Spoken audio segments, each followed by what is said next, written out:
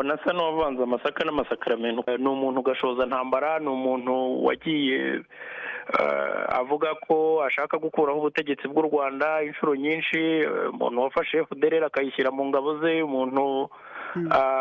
wagerageje kuba intambamyi ku mahoro ashakishwa muri aka karere, ariko kuvuga ngo nta gihugu na kimwe yigeze ashotora cyangwa abanira nabi mu bihugu 9 bituranye na Kongo, especially cyane akavuga ngo u Rwanda na Uganda. Sinzi impamvu yavuze cyane u Rwanda na Uganda. Abantu twese byadutangaje.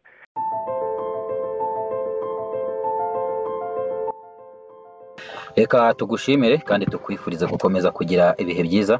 tunakwifuriza gukomeza kugubwa neza wowe ukurikira ibiganiro bya M247 TV umunsi ku munsi. Nanone tugarutse kukubwira amakuru agezweho, ariko reka tukubwire ngo umwanya mwiza n'uyu nguyu wo gukora subscribe kuri M247 TV kugira ngo bigufashe kubona ibiganiro byacu bigisohoka ako kanya.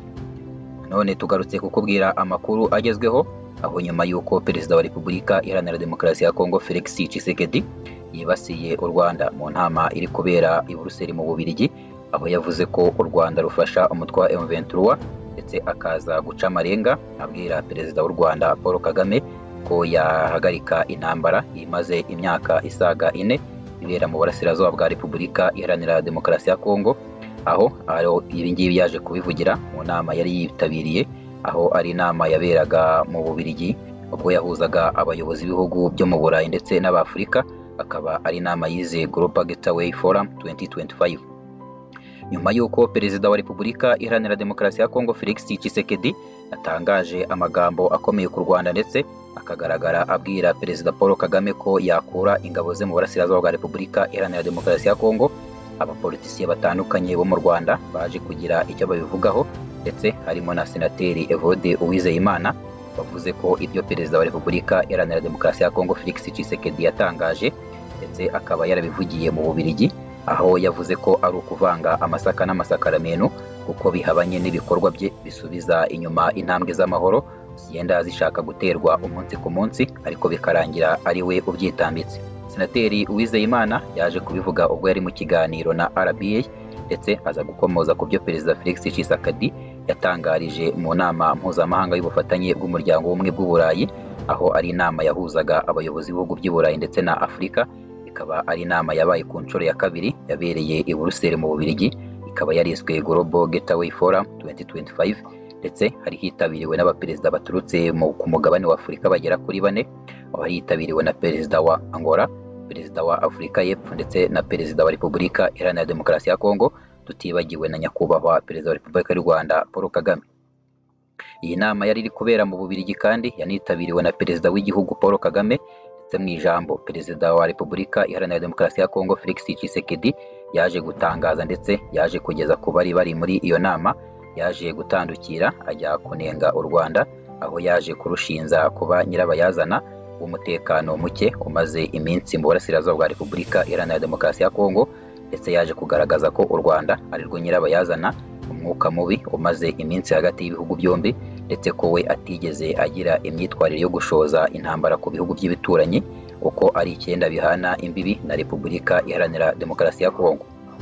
Senateri Evode Uwizeyimana yavuze ko asanga ibyo Tshisekedi yavuze ari ukuvanga amasaka n'amasakaramentu, ndetse yaje kugira ati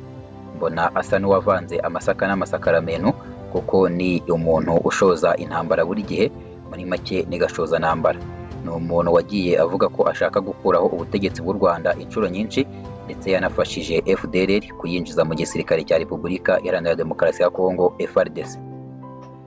Senateri Evode yavuze ko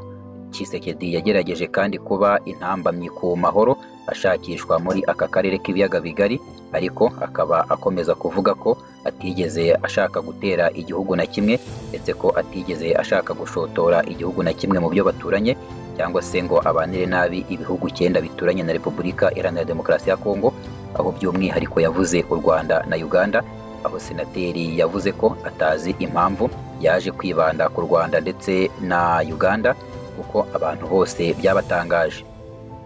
Senateri Uwizeyimana yakomeje agaragaza ko ibyo Tshisekedi yavuze ko bisa no kwinyuramo, ndetse ko bamwe mu banyapolitike muri Repubulika Iharanira Demokarasi ya Kongo bagaragaje ko ashobora no kuzagera i Kinshasa mu gihugu cye ibyo yavugiye i Buruseli atakibyibuka, aho yaje gutanga urugero kuri Corneille Nangaa waje gutangaza ko perezida wa Repubulika Iharanira Demokarasi ya Kongo akenshi yinyuramo mu byo avuga, cyangwa se ugasanga ibyo avuze akenshi aje kwihinduka nyuma avuga ko ntabyo yigeze avuga. Nanone Evode Uwizeyimana yaje kugira ati ni nko kwinyuramo, kuko na bamwe mu banyapolitike muri Repubulika Iharanira Demokarasi ya Kongo nka Corneille Nangaa hari aho yavuze ko Tshisekedi nagera i Kinshasa azaba yibagiwe ibyo yavugiye i Doha muri Qatar. Muri iyi minsi biragoye gusesengura imbwirwaruhame za Tshisekedi, kuko ririya ni ijambo ryo kwiyerurutsa nk'umuntu ushaka amahoro, ushobora kwicara akaganira n'abaturanyi ku mahoro, ariko nanone ugenekereje wasanga atari byo. Evode Uwizeyimana si ubwa mbere agaragaje ko Tshisekedi ari ikibazo ku mutekano wo mu karere k'ibiyaga bigari, aho yaje kugaragaza ko gusenya FDLR kuri Tshisekedi ari nko kumubwira ngo asenye igisirikare cya Repubulika Iharanira Demokarasi ya Kongo FARDC, kuko Evode Uwizeyimana yaje kugaragaza ko abasirikare bo muri FDLR ari bo bafatiye runini umutekano ndetse bafatiye runini igisirikare cya Kongo, dore ko muri iyi minsi gisigaye cyaracitse intege, ndetse ko Perezida Felix Tshisekedi yaje kugira bamwe mu basirikare bakomeye ba FDLR, aho kuri ubu ngubu aribo bamucungira umutekano, ndetse kuri ubu ngubu akaba yarirukanye bamwe mu basirikare bakomeye bo muri Repubulika Iharanira Demokarasi ya Kongo nyuma y'uko yabashinzaga kuba bagirana imikoranire na M23 cyangwa se hari aho bahurira n'u Rwanda, bityo akaba yarabashinzaga kuba bashaka kumugambanira cyangwa se kumuhirika ku butegetsi. Aho Evode Uwizeyimana yaje kugaragaza ko kubwira Tshisekedi ngo asenye M23 cyangwa se ngo asenye FDLR ari nko kumubwira ngo asenye FARDC, kuko byarangije kuba ikintu kimwe. Uretse Evode Uwizeyimana kandi hari n'abandi bapolitisiye batandukanye mu Rwanda bagaragaje ko ibyo Tshisekedi yavugiye i Buruseli nta shingiro bifite, aho yaje kongera kwibasira u Rwanda arushinza kuba intandaro y'umutekano muke umaze imyaka hafi isaga 4 mu burasirazuba bwa Repubulika Iharanira Demokarasi ya Kongo, nyuma y'uko umutwe wa M23 ubuye intwaro ndetse ukavuga ko ugiye kurwana ku burenganzira bwabo, nyuma y'uko bitwa ko ari abanyekongo ariko bakaba babangamirwa ndetse bakaba bakomeje kubangamirwa no kwirukanwa mu gihugu cyabo. Ari nayo mpamvu bafashe umwanzuro wo kongera kubura intambara nyuma y'uko bari barasubitse intambara mu mwaka wa 2012, ariko nyuma y'imyaka igera kuri 8 uyu mutwe wongeye kubura umutwe, ndetse kuri ubu ngubu ukaba ugenzura ibice bitandukanye mu burasirazuba bwa Repubulika Iharanira Demokarasi ya Kongo, aho muri Kivu y'intara y'Amajyepfo ndetse n'iy'Amajyaruguru kuri ubu ngubu M23 ihagenzura imijyi ikomeye, aho nko muri Kivu y'Amajyepfo ihagenzura umujyi wa Bukavu ufatwa nk'umujyi ukomeye mu ntara ya Kivu y'Amajyepfo, mu gihe nanone kandi mu yindi mijyi itandukanye M23 yaje kwigarura umujyi wa Goma kuri ubu ngubu nawo ufatwa nk'ukomeye mu ntara ya Kivu y'Amajyaruguru. Ndetse ibi byose Tshisekedi akaba yarakomeje kubigereka ku Rwanda, aho yaje kuvuga ko u Rwanda binyuze mu gisirikare cyabo cya RDF cyaje kubangamira ndetse ari cyo gifasha umutwe wa M23 guhungabanya umutekano wo mu burasirazuba bwa Repubulika Iharanira Demokarasi ya Kongo, dore ko n'ubu ngubu Tshisekedi yagendaga abwira amahanga ko u Rwanda rukorera jenoside abahutu b'abanyekongo mu burasirazuba bwa Repubulika Iharanira Demokarasi ya Kongo, nyamara u Rwanda rukavuga ko Tshisekedi avuga ibingibi yirengagije ko abanyamurenge ndetse n'abandi bavuga ururimi rw'Ikinyarwanda, cyane cyane abatutsi baba muri Repubulika Iharanira Demokarasi ya Kongo, cyane cyane mu burasirazuba bw'iki gihugu bakomeje kwicwa iyicarubozo ndetse banatwikirwa amazu, bakorerwa n'ibindi bikorwa birimo kubahohotera ndetse no kubirukana mu byabo. Ni imvugo igaragaza za incoherence politique, navuga ngo le champion des incohérences politiques, kuko ubundi kwinyuraguramo wenda reka nkoresha Ikinyarwanda ni ibintu kuko biragoye. Nabonye na bamwe mu banyapolitike bo muri Kongo barimo nka Corneille Nangaa hari aho yavuze ati uyu muntu nagera ni Kinshasa ashobora kuzibagirwa ko ibi bintu yabivuze. Ngira ngo muri iki gihe biragoye gusesengura imbwirwaruhame za Perezida Tshisekedi, kumenya uwo ari we. Ubundi ni umuntu bita sinzi niba namwita manipulateur, ariko nkuko wabivuze ni discours yo kwiyerurutsa yo kwiyerekana nk'umuntu pacificateur, kwiyerekana nk'umunyamahoro, kwiyerekana nk'umuntu ushaka amahoro, kwiyerekana ko ashobora kwicara akaganira n'abaturanyi ku bibazo. Nyuma y'uko Perezida Tshisekedi yatangaje biririya muri ya nama ya Global Gateway, twabonye tweet ya Perezida Paul Kagame ndetse n'umuvugizi wa Presidence ya Repubulika y'u Rwanda Stephanie Nyombayire. Ntabwo ibyo bavuze bitandukanye n'ibi ngibi nari ndimo kukubwira, kuko uhereye ngira ngo ubutumwa bw'umukuru w'igihugu buriya nge nkunda kubwitondera cyane cyane ko mba ngomba kwirinda kuba nakora ikosa ryo kubuvugisha icyo butavuga, ariko